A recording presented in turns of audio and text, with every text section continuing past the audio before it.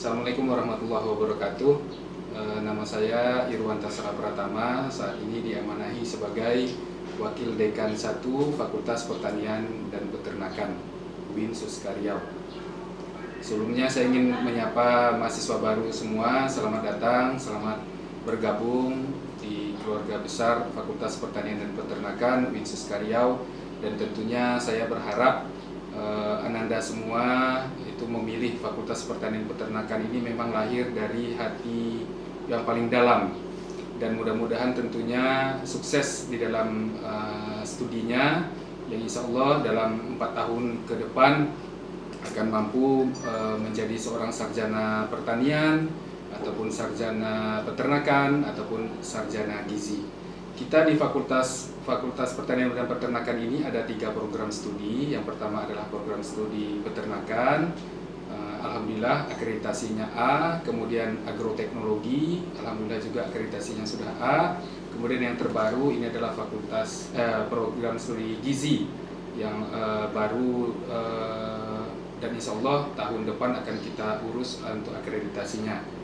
Nah, sebagai Wakil Dekan 1 yang bertanggung jawab di bidang akademik, perlu kami sampaikan kepada mahasiswa sekalian, tentunya ada perbedaan antara selama menjadi seorang siswa, baik itu ketika di SMA ataupun di madrasah aliyah ataupun di pondok pesantren, dibandingkan dengan ketika masuk di sebagai seorang mahasiswa. Ada beberapa istilah yang perlu Ananda fahami. Ada SKS ya, satuan kredit yang harus diselesaikan minimal 144 SKS. Nah, di Fakultas Pertanian dan Peternakan ini mata kuliah itu ada mata kuliah yang berpraktikum dan ada mata kuliah yang tidak berpraktikum.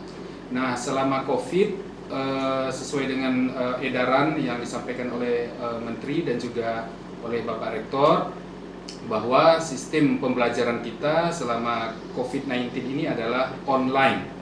Nah, perlu kami sampaikan SOP terkait dengan masalah perkuliahan selama COVID-19 ini, bahwa di semester ganjil pada tahun akademik 2020-2021 ini, insya Allah kita akan lakukan penuh secara online, di mana pertemuan perkuliahan itu ada 16 kali pertemuan, termasuk di dalamnya UTS dan UAS. Nah, selama perkuliahan 16 kali tatap muka ini, insya Allah nanti 4 kali minimal itu para dosen akan berinteraksi secara online, apakah menggunakan media Zoom ataupun Google Meet kepada Ananda semua selama 4 kali. Dan seterusnya setelah itu akan di follow up dengan media-media yang lain, bisa menggunakan WhatsApp ataupun menggunakan Google Classroom dan seterusnya. Dan tentunya dalam kondisi COVID ini tentu banyak kendala-kendala yang akan dihadapi, bisa jadi mungkin karena sinyal dan seterusnya di tempat masing-masing gitu ya. Ini semua adalah dalam situasi yang sama-sama kita hadapi, dan tentunya ini bukan yang kita inginkan, tetapi bagaimanapun untuk berlangsungnya proses belajar dan mengajar ini tetap akan kita laksanakan. Kemudian juga di dalam penilaian, nah kalau di dalam perkuliahan ini kita ada berupa grade, ada grade A, ada A-, ada B+, ada B, ada C, dan juga ada D dan ada E. Nah, tentunya harapannya adalah Ananda semua selama perkuliahan ini jangan sampai mendapatkan nilai grade E. Dan pada semester pertama itu Ananda mendapatkan hak 24 SKS untuk menyelesaikan studinya.